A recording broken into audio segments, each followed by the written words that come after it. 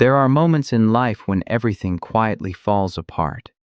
Not loudly, not all at once, but softly, through unanswered messages, missed chances, and the slow erosion of believing you matter.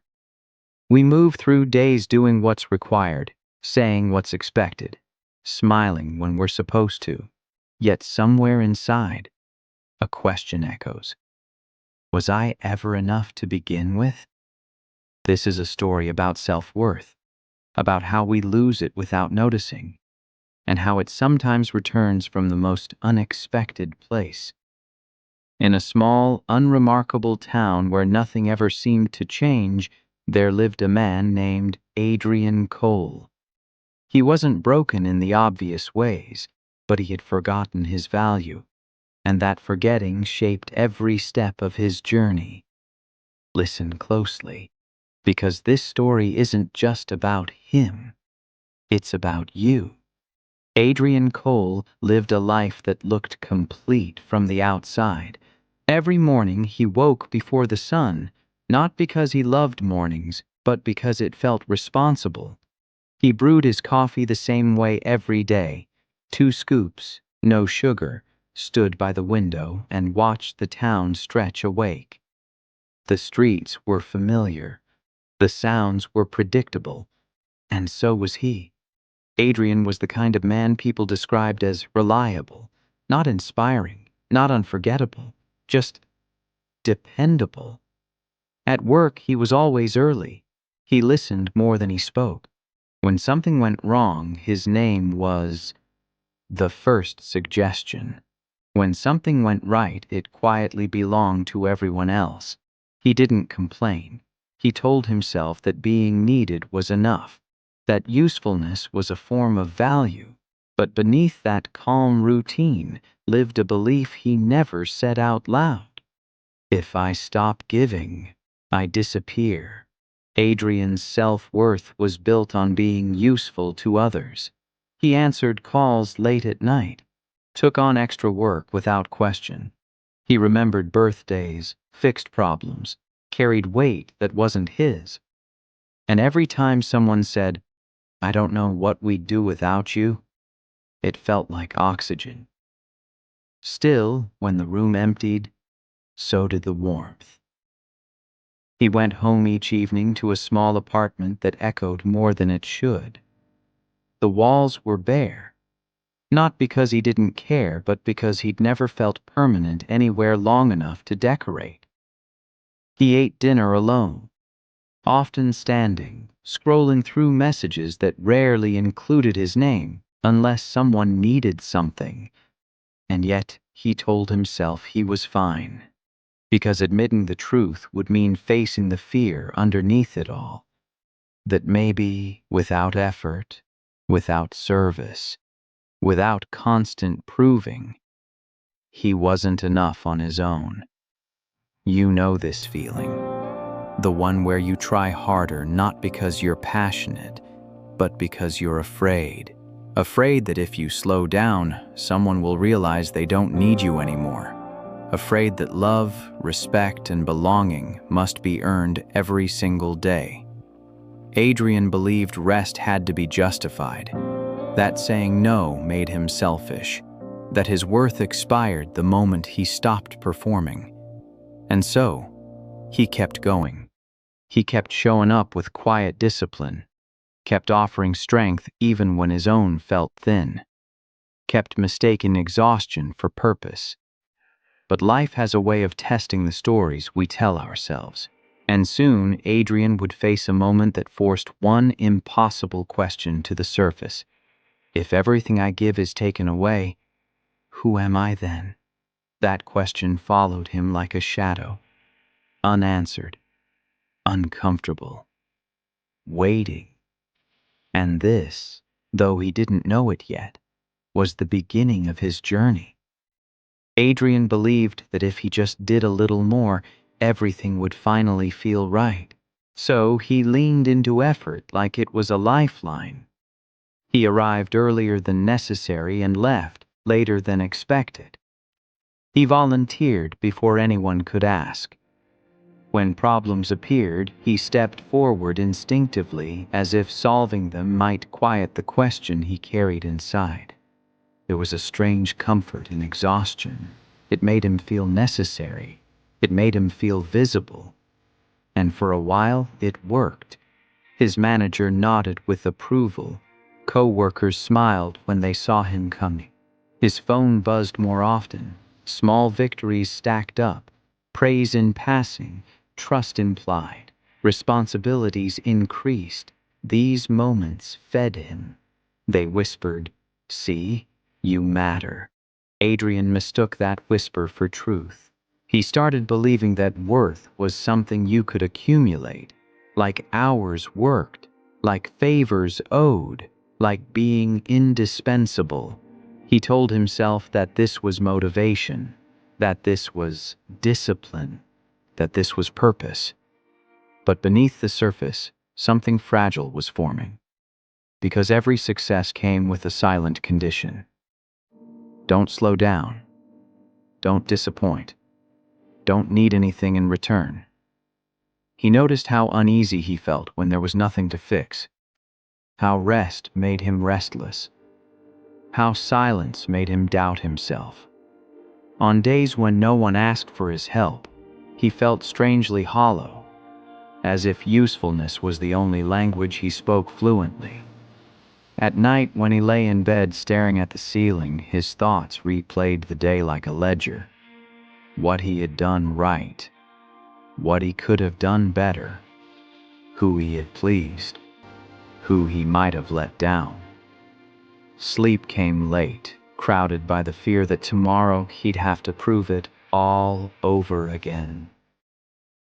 You may recognize this rhythm, the cycle of trying to earn what should have been inherent, the belief that self-worth is fragile and must be constantly protected through effort, the quiet pressure to be exceptional just to feel acceptable. Adrian didn't ask himself what he wanted. That question felt unfamiliar, even dangerous. Wanting implied entitlement, needing implied weakness, so instead he focused on being needed, and the world rewarded him for it. But rewards built on conditional value are unstable. They depend on performance. They vanish when circumstances change. And Adrian didn't see the flaw yet, only the momentum. He thought he was building a life. In truth, he was building an identity that could collapse the moment he was no longer useful. Still, there was hope in his eyes, a cautious optimism.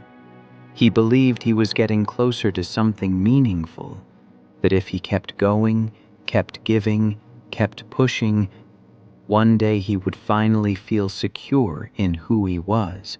But life rarely lets us cling to illusions for long, because sometimes the very thing we build our worth upon is the first thing taken away. And when that happens, everything we avoided begins to surface. The fall didn't announce itself. There was no dramatic warning, no moment where the world paused to prepare Adrian for what was coming. It arrived the way most real losses do, quietly, wrapped in routine, disguised as another ordinary day. He was called into a meeting he didn't expect.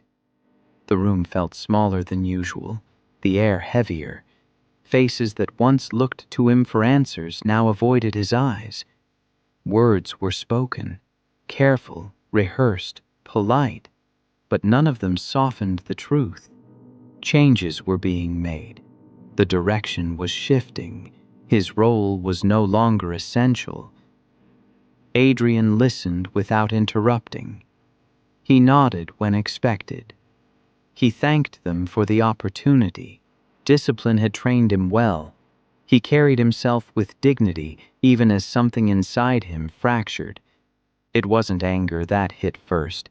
It was confusion. He walked home in a fog, replaying every late night, every extra task, every moment he had chosen work over rest, giving over, asking. He searched for the mistake that must have justified this ending. Surely effort counted for something. Surely loyalty meant protection, but the answers didn't come. At home, he sat on the edge of his bed, still wearing his coat, staring at nothing. The silence pressed in.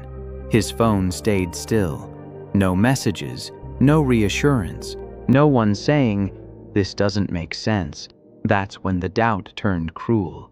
If all I am is what I do, and I can no longer do it, then what am I now? Failure wrapped itself around his chest, not as a single event, but as a verdict.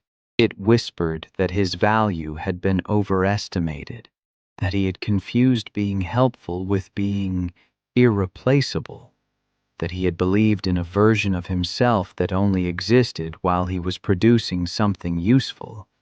You know this feeling too.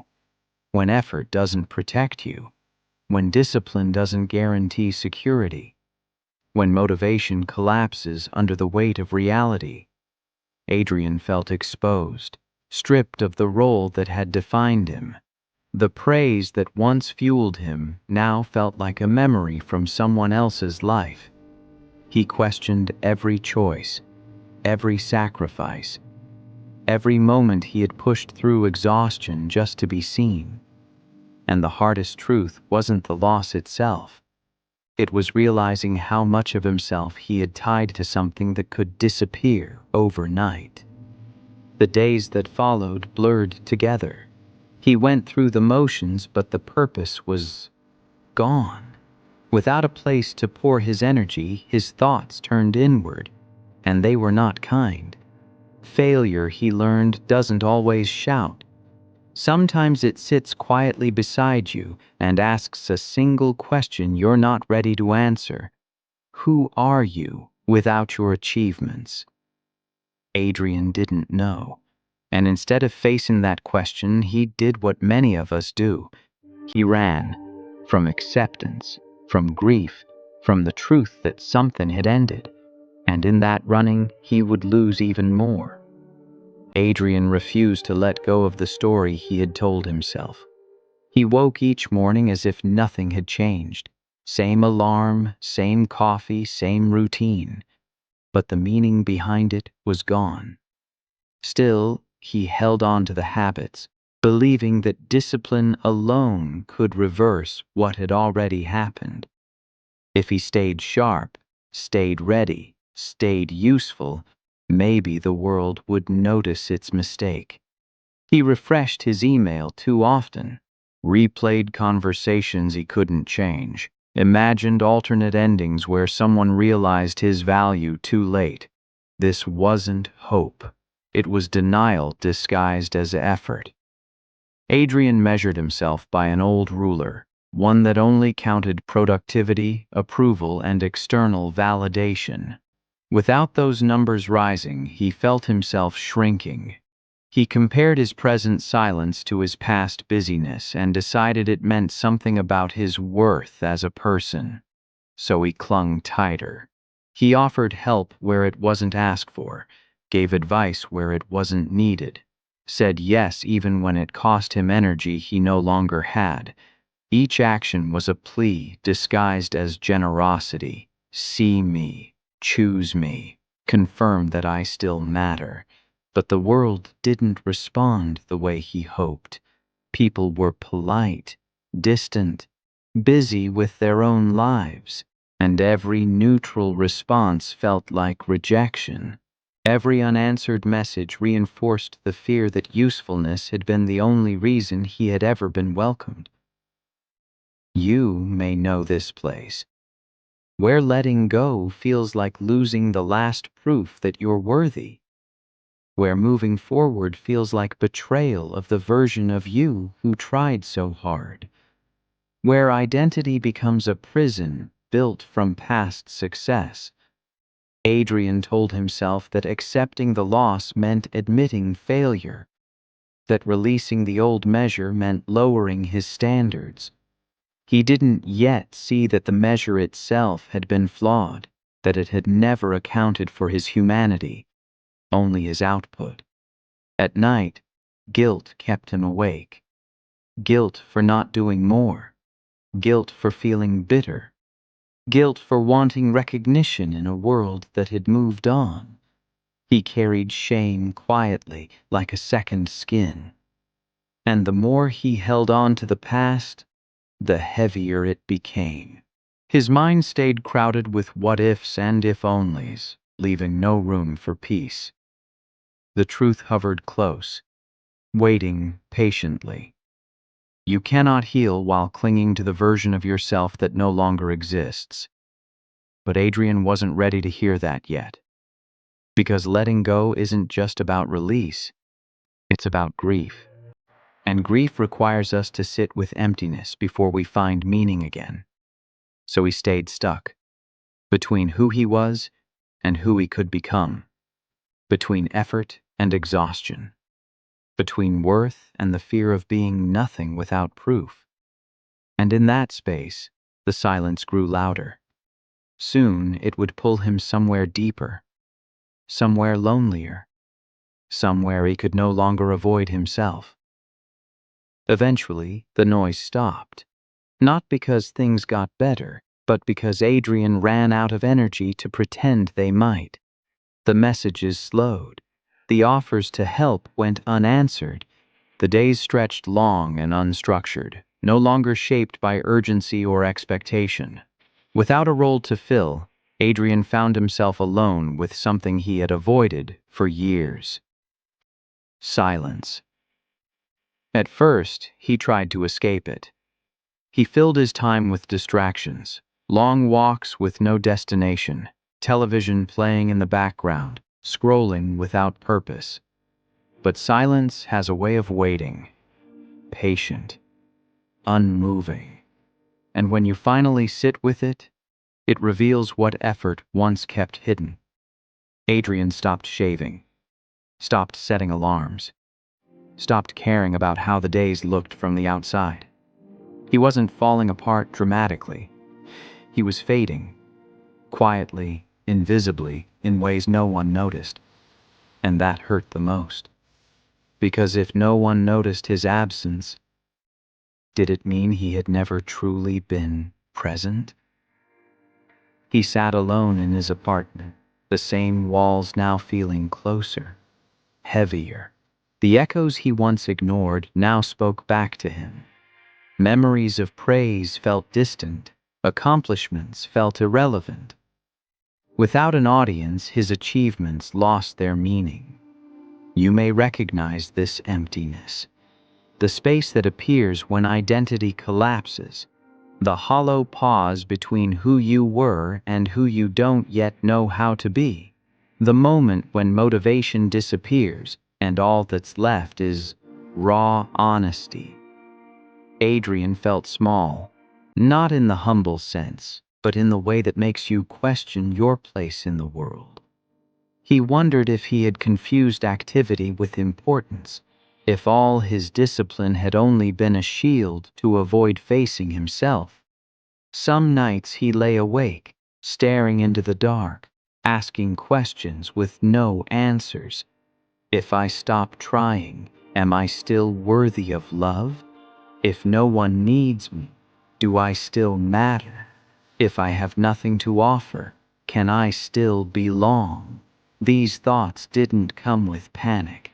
They arrived slowly, like a heavy fog, settling, lingering, making everything feel distant. This was his lowest point. Not because he had lost everything, but because he no longer knew why he existed beyond what he could give. Yet even here, at the bottom, something important was happening. The silence wasn't punishing him. It was making space. Space for truth. Space for healing. Space for a question deeper than failure. What if your worth was never something you had to earn? Adrian didn't have the answer yet. He only knew that the old ways no longer worked, that trying harder had led him here, and that something gentle, unexpected, would have to change. Soon, change would arrive, not as a solution, not as motivation, but as a moment, a simple moment with a stranger. That would remind him of something he had forgotten long ago. The encounter happened on a day that felt no different from the rest. Adrian was sitting on a bench near the edge of town, the kind of place people passed through without noticing. The trees stood still. The sky was pale and undecided. He wasn't waiting for anyone. He rarely was anymore. He watched people walk by, couples mid-conversation, parents tugging children along, strangers absorbed in their own urgency. Everyone seemed to be going somewhere that mattered. He felt separate from it all. Then someone sat beside him. Not close enough to intrude, not far enough to ignore, just present. It was an older man, ordinary in appearance. No dramatic entrance, no wisdom written on his face. He wore a simple coat, slightly worn at the edges, and held a paper cup of coffee like it was something to be savored rather than rushed. For a while, they sat in silence. Adrian expected the man to check his phone, to leave, to fill the space with small talk, but he didn't. He just sat there, breathing slowly, watching the world as if it wasn't something to conquer. After a few minutes, the man spoke, not looking at Adrian. Hard days have a way of making benches feel heavier. The words weren't sharp, they weren't probing, they were gentle, observant. Adrian almost shrugged them off, almost stayed quiet, but something in the man's tone, something uncurious yet kind, made honesty feel possible. "I guess I've had a few," Adrian said. The man nodded, as if that was enough explanation. "You look like someone who's been carrying weight that no one taught him how to put down." That sentence landed differently, not because it was dramatic, but because it was accurate. No one had spoken to Adrian like that before, not in a way that didn't ask for justification, not in a way that didn't expect performance in return. They talked for a while, about nothing important. The weather, the town, how fast life moves when you don't ask it to slow down. The man never asked Adrian what he did, never asked what he was trying to become. He didn't offer advice, he didn't try to fix anything, he simply listened. And in that listening, Adrian felt something unfamiliar. He felt seen. Not for his usefulness, not for his discipline, not for what he could offer, just for being there. Before leaving, the man stood and said something Adrian would carry with him long after the bench was empty. "You don't owe the world your exhaustion to earn your place in it." Then he walked away. No name, no follow-up, no promise of answers, just kindness, given freely, without condition. Adrian sat there long after the man was gone. The words echoed, not loudly, but steadily, like a truth knocking softly, waiting to be let in. For the first time in a long while, he didn't feel invisible. And sometimes, that's all it takes for healing to begin. Adrian didn't wake up the next morning transformed. There was no sudden clarity, no surge of motivation, no dramatic promise to become someone new. What he felt instead was quieter and far more unsettling. He felt the urge to stay with the discomfort, stay with the questions, stay without rushing to prove anything. The stranger's words lingered in his mind, not as a command but as permission. "You don't owe the world your exhaustion." Adrian repeated it while brushing his teeth, while making coffee, while sitting alone in the stillness he once feared. For the first time, he didn't immediately reach for distraction. He began with something small, almost invisible. He stopped apologizing for taking up space. When he rested, he let it be. Rest, not recovery for the next performance. When he felt tired, he didn't judge it as weakness. He simply noticed it. This was discipline of a different kind, not the discipline of pushing through pain, but the discipline of listening. Adrian started taking short walks with no purpose beyond movement. He cooked simple meals instead of skipping them. He wrote in a notebook, not plans or goals, but thoughts he'd never allowed himself to finish. Some pages were messy, some were quiet. All of them were honest. He noticed how often his mind tried to measure his worth. You should be doing more. You're falling behind. This isn't enough. Instead of obeying those thoughts, he practiced letting them pass. Letting go wasn't dramatic. It was repetitive, gentle, unremarkable. And yet, something inside him softened.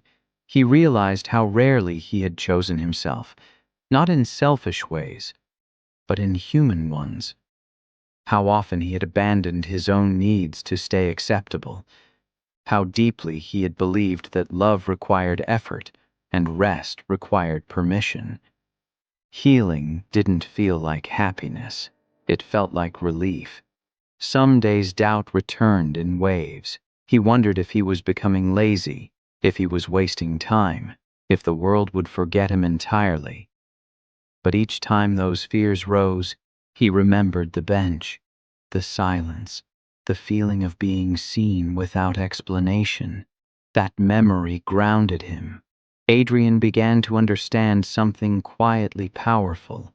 Self-worth isn't built through constant doing. It's revealed when you stop abandoning yourself. He didn't suddenly love who he was, but he stopped rejecting himself. And that alone changed the way he stood, the way he breathed, the way he moved through the day. For the first time, his life wasn't about earning a place, it was about learning how to stay in it. This was not the end of his struggle. Old habits don't disappear just because we recognize them. And soon the familiar voice of doubt would return, testing the ground he was standing on, but this time Adrian would not be facing it empty-handed. He had something new now, a quiet sense of self-worth, still fragile, still forming, but finally, his own. Growth has a way of attracting resistance.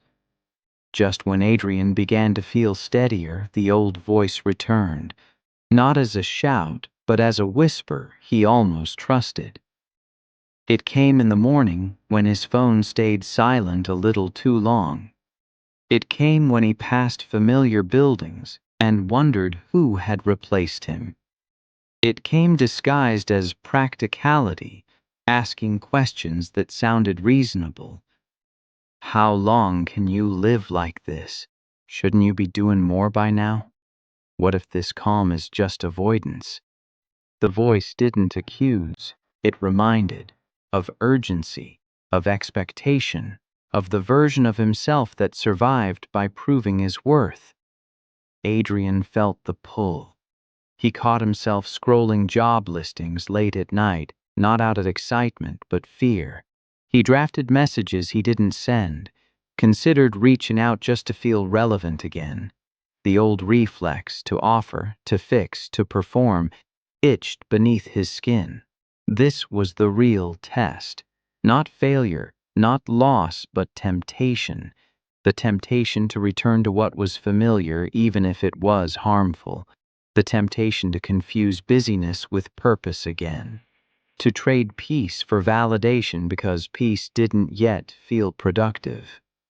You know this moment, when growth feels fragile and the past feels certain. When old patterns call you back with the promise of safety, when discipline becomes choosing what not to do. Adrian didn't silence the voice. He listened, then questioned it. Was he avoiding responsibility or learning balance? Was he resting or rebuilding? Was worth really something that expired with time? Instead of reacting, he paused. He remembered the bench, the stranger's calm presence, the feeling of being enough without explanation. That memory didn't erase the doubt, but it softened its grip. Adrian chose restraint.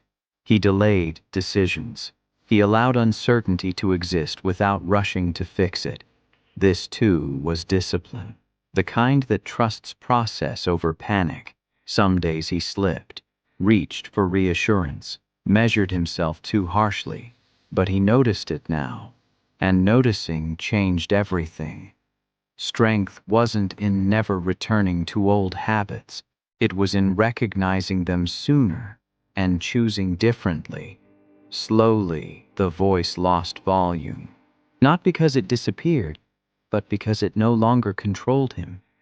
Adrian wasn't chasing peace anymore, he was protecting it. And in doing so, something new began to take shape, not built from fear or effort, but from intention.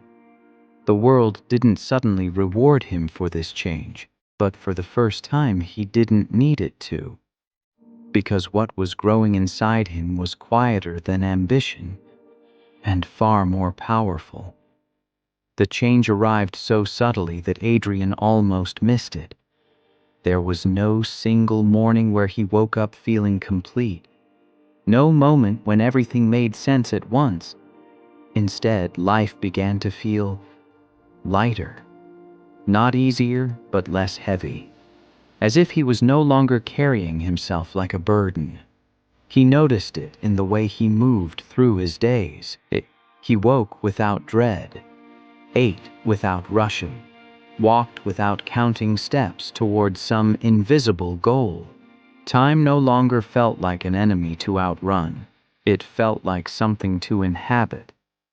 Adrian began choosing work again, but this time with intention. Not to prove anything, not to disappear into usefulness, but to contribute from a place of balance. He asked questions before committing. He said no when his energy asked for it. And surprisingly, the world didn't collapse. Some doors closed, others opened quietly. What mattered was that his sense of purpose no longer depended on being indispensable. Purpose, he learned, wasn't about being needed by everyone. It was about being aligned with yourself. You may recognize this shift when motivation stops coming from fear, when discipline becomes self-respect, when peace replaces the constant chase for approval. Adrian found fulfillment in smaller moments now. Conversations without agendas. Work done well, then released. Evenings that didn't need to be earned. He felt grounded in ways he had never been while striving. Failure no longer defined him. Success no longer consumed him. He understood now that self-worth wasn't something he could lose. It wasn't stored in titles or praise. It lived in his ability to stay present, honest, and kind to himself, especially when no one was watching. Sometimes he returned to the bench, not to wait, not to reflect painfully, but to sit. He wondered if the stranger knew what he had given him. Probably not. That was the point. The gift had been free. No strings, no expectations. A reminder that value doesn't require validation. Adrian carried that lesson forward. His life didn't become extraordinary in visible ways. It became true. And that truth brought a quiet joy, one that didn't fade when circumstances changed. He had found something deeper than motivation. He had found peace, and peace, once discovered, becomes a compass. It guides you, not toward more, but toward enough. The journey had changed him, not into someone new, but into someone whole. And now, there was only one thing left to do: to share the lesson, softly, honestly, with you. If you've listened this far, this story has already found you for a reason. Because somewhere in Adrian's journey there is a reflection of your own. Maybe you've been measuring your worth by how much you give. Maybe you've mistaken exhaustion for purpose. Maybe you've believed quietly, deeply, that love, respect, or belonging must be earned through constant effort. Let this story offer you a gentler truth. Your worth was never conditional. It did not begin with your achievements, and it does not end with your failures. You are allowed to rest without explanation. You are allowed to say no without guilt. You are allowed to exist without proving your value to anyone. Discipline is not self-punishment. It is self-respect. Motivation does not come from fear. It grows from alignment. Failure is not the opposite of worth. It is often the doorway to healing. Letting go is not giving up on yourself. It is releasing the version of you that survived by shrinking. Strength is not found in being needed. It is found in staying present when no one is watching. And rebirth does not arrive as a dramatic transformation. It arrives quietly when you stop abandoning yourself. So if you are standing at the edge of silence right now, unsure of who you are without effort, stay. Stay with the discomfort. Stay with the questions. Stay long enough to discover that peace was never something you had to earn. This is your journey, and it is not over. If this story brought you clarity, comfort, or courage, take a moment to like it, share it with someone who may need it, and subscribe for more stories that remind us what it means to be human. Until next time, be gentle with yourself. You are already enough.